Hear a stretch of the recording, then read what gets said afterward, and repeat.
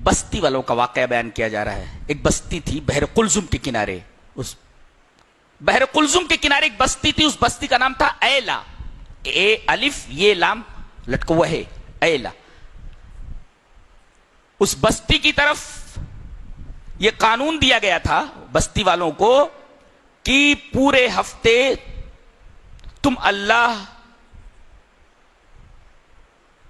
کی عبادت جتنا کر سکو کرو, لیکن ایک دن ہفتے کا مکمل اللہ کے لیے عبادت کے لیے خاص کر دو. اس دن کوئی کاروبار نہیں کرنا ہے. اچھا, چونکہ یہ دریا کے کنارے رہتے تھے لہذا ان کی معیشت کا پورا دار و مدار مچھلیوں کے شکار کے اوپر تھا. مچھلیوں کا شکار کرتے, کھاتے, تیل نکالتے اور اسی طریقے سے مچھلیوں کو بیچتے اور بڑے عیش و آرام کے ساتھ زندگی بسر کرتے. مچھلیوں کے شکار میں بہت ہی فائدہ ہے. آپ ساحلی علاقوں میں جا کر دیکھیے, ایک آدمی جو چھوٹے سے گھر کے اندر رہتا ہے جس کو کولی کہتے, چھوٹے سے گھر میں, میرا خیال ہے اتنا سونا ہوتا ہوگا کہ بڑے سے بڑے گھروں میں, بڑے سے بڑے سیٹ کے پاس اتنا سونا نہیں ہوتا ہے جتنا چھوٹی سی کٹیا کے اندر رہنے والے لوگوں کو پاس ہوتا ہے. یہ مچھلی کا شکار کرتے ہیں, مچھلی بیچتے. مچھلیوں کے شکار کے اندر بڑا فائدہ ہے. ساحلی علاقے اسی وجہ سے بڑے خوشحال ہیں کہ وہاں مچھلیوں کا شکار ہوتا ہے اور مچھلیوں کی تجارت ہوتی ہے. یہ چونکہ بحر قلزم کے کنارے رہتے تھے لہذا ان کی معیشت کا پورا دار و مدار مچھلیوں کے شکار پر تھا. اللہ تبارک و تعالیٰ نے انہیں حکم دیا کہ ایک دن میری عبادت کے لیے خاص رکھو, یوم السبت, سنیچر کا دن, سیٹرڈے کا دن. اس دن تم شکار نہیں کرو گے. اللہ تعالیٰ نے یہ حکم ان کے اوپر نازل کیا, بڑے خوش ہوئے اور کہنے لگے کہ چلو ایک ہی دن تو اللہ کی عبادت کرنی ہے. لیکن اللہ جب کوئی حکم نازل فرماتا ہے تو بندوں کو آزماتا ہے تاکہ وہ یہ دیکھے کہ یہ اپنے دعوی ایمان میں کتنے سچے, پہلے انہیں آزماتا ہے. 6 دن جب یہ دریا کے کنارے جاتے تو مچھلیاں اس طریقے سے غائب رہتی ساحل کے کنارے سے یا ساحل سے جیسے گدھے کے سر سے سینگ, کہیں کوئی مچھلی دکھائی نہیں دیتی. اور جیسے سنیچر کا دن آتا یا پہنچتے تو شران کنارے سے لوٹتی رہتی ہے بڑی بڑی مچھلیاں. اب دیکھتے تو ان کے منہ میں پانی آ جاتا, ارے 6 دن تو مچھلیوں کا پتہ نہیں رہتا اور یہ دیکھو جس دن شکار کرنا منع ہے یہ ساحل کے اوپر لوٹ رہی ہیں. انہوں نے ایک ہیلا کیا, انہوں نے دریا کا پانی کاٹ کر ساحل کے کنارے چھوٹے چھوٹے گڈھے بنا لیے اور جب مچھلیاں سنیچر کے دن ساحل کے اوپر آتی تو وہ جو انہوں نے راہ بنا لی تھی دریا کا پانی کاٹ کر کے جو گڈھوں سے ملا دیا تھا اس پانی سے آ کر کے ان کے گڈھوں میں مچھلیاں چلی آتی. یہ سنیچر کے دن ان کے جانے کا راستہ بند کر دیتے اور اتوار کے دن مچھلیاں پکڑ لیتے. گویا انہوں نے ڈائریکٹ سنیچر کے دن مچھلیاں نہیں پکڑا بلکہ ہیلے کے ذریعے مچھلیوں کا شکار کرنا شروع کر دیا. اللہ کے رسول صلی اللہ علیہ وسلم نے ارشاد فرمایا, اللہ تعالیٰ یہودیوں کو اوپر لعنت کرے کہ ان کے اوپر چربی حرام کی گئی تو چربی تو نہیں کھایا, چربی کی قیمت بیچ کر کے کھا گئے. تو اس طریقے کے ہیلے مسلمانوں میں بہت ہے, ڈائریکٹ حرام نہیں کھاتے بلکہ کان یہ نہیں پکڑتے, کان گھما کر پکڑتے ہیں, ہیلے سے حرام کھا جاتے ہیں. اس طریقے سے ہیلے کے ذریعے بہت سارے حرام کام اور بہت ساری حرام تجارتیں لوگوں کے درمیان ہیں. اب اس میں 3 گروپ ہو گئے. ایک تو یہ نافرمان مچھلیوں کا شکار یوم السبت میں کرنے والے, سنیچر کے دن کرنے والے. ان میں سے ایک قوم کھڑی ہوئی, کچھ لوگ بڑے نیک تھے, انہوں نے منع کیا, کہا کہ یہ کیا کر رہے ہو؟ کہا کہ ہم سنیچر کے دن کہاں شکار کر رہے. کہا کہ اگر تم مچھلیوں کے واپس جانے کا راستہ بند نہ کرو تو مچھلیاں دوبارہ دریا میں چلی جائیں گی. یہ جو راستہ بند کر دے رہے ہو تمہارے گڈھوں سے نکل نہیں پا رہی ہیں, ہیلا ہے مچھلیوں کے پکڑنے کا, در حقیقت تم سنیچر ہی کو شکار کر رہے ہو,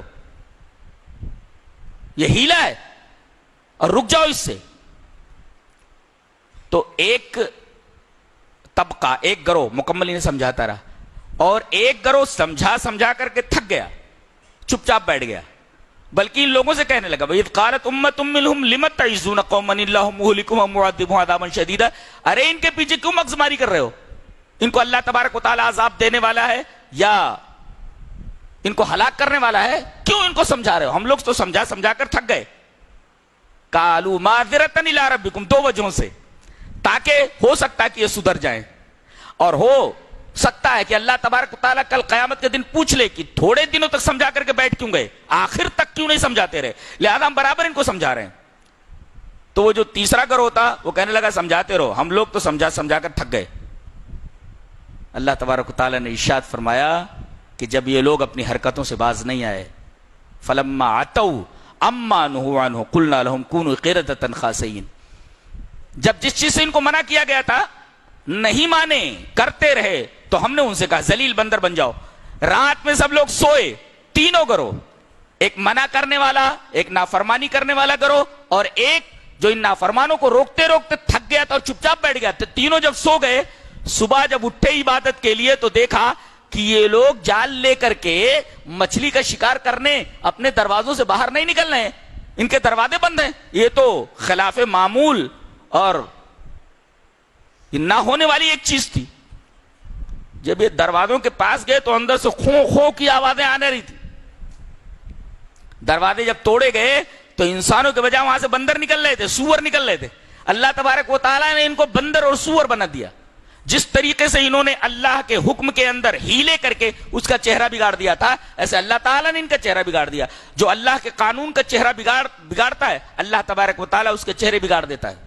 کتنے لوگ ہیں جنہوں نے اللہ کے قانون کے چہرے بگاڑ دیے ہیں، اللہ تبارک و تعالیٰ ان کے چہرے بگاڑ دیتا ہے، بگاڑ دے رہا ہے، اس لیے کہ اگر کوئی ایسی آنکھ مل جائے جو ان کے اندروں کو دیکھ سکے تو یہ پتا چلے گا کہ اوپر سے تو انسان ہے لیکن اندر سے کوئی بندر یا کوئی جانور ہے، سور ہے یا کوئی اور جانور ہے۔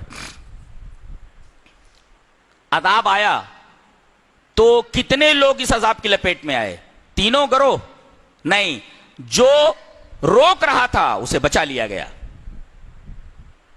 جو لوگ نافرمان تھے ان کو کتا اور بلی بنا، ان کو بندر اور سور بنا دیا گیا۔ اور یہ جو روک روک کر کے تھک کر بیٹھ گئے تھے، ایک قول کے مطابق ان کو بھی اس عذاب کی لپیٹ میں آنا پڑا، اور عبداللہ ابن عباس کے قول کے مطابق یہ بچا لیے گئے تھے۔ لیکن ابن کثیر وغیرہ کی رائے یہ ہے کہ یہ بھی عذاب کی لپیٹ میں آ گئے تھے۔ پتہ یہ چلا کہ معاشرے کے اندر اگر آدمی کوئی برائی دیکھتا ہے اور خاموش رہتا ہے، روکتا نہیں ہے، تو جب عذاب آئے گا ان کے اوپر تو یہ بھی نہیں بچ پائے گا، عذاب کی لپیٹ میں وہ بھی آ جائے گا۔ لہذا آدمی کہیں بھی برائی دیکھے تو اس کی آنکھوں میں آنکھ ڈال کر کے برائی کو معاشرے سے بھگانے کی کوشش کرے، اس سے لڑے۔ اگر اس کے پاس ہاتھ سے برائی روکنے کی طاقت، ہاتھ سے روکے، ہاتھ سے روکنے کی طاقت نہیں، زبان سے روکے، زبان سے روکنے کی طاقت نہیں ہے، تو تیسرا درجہ یہ ہے کہ آدمی اس فعل کو برا سمجھے، اور فعل کے برا سمجھنے کا قرینہ یہ ہے کہ ایسے لوگوں کے ساتھ نہ رہے، ایسے لوگوں کے ساتھ اٹھے بیٹھے نہ۔ اس کے بعد جیسے یہودیوں کے درمیان ایک عقیدہ، ایک فکر، ایک خیال تھا، وہی خیال مسلمانوں میں بھی ہے۔ دیکھو، فخلف من بعدهم خلف ورثوا الكتاب ياخذون عرض هذا الادنى ويقولون سيغفر لنا۔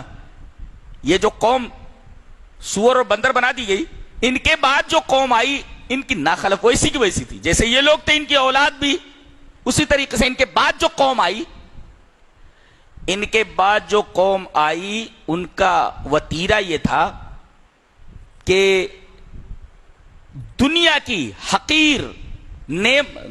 حقیر چیز کے لیے یہ اللہ کے احکام کو داؤں پر لگا دیتے تھے اور کہتے تھے اللہ بڑا غفور ہے، وَيَقُولُونَ سَيُغْفَرُ لَنَا، اور کہتے کہ ہمیں عنقریب بخش دیا جائے گا۔ کیا بہت سارے مسلمانوں کا یہ خیال نہیں ہے کہ سر سے پیر تک گناہوں میں ڈوبے رہو، اللہ غفور رحیم ہے، بہت بخشنے والا ہے، بڑا رحم کرنے والا ہے؟ بالکل یہ یہودیوں کا تصور ہے کہ گناہ پر گناہ کیے چلے جاؤ اور یہ خیال رکھو کہ عنقریب ہمیں بخش دیا جائے گا۔ سَيَقُولُونَ سَيُغْفَرُ لَنَا، یہ بہت خطرناک عادت ہے۔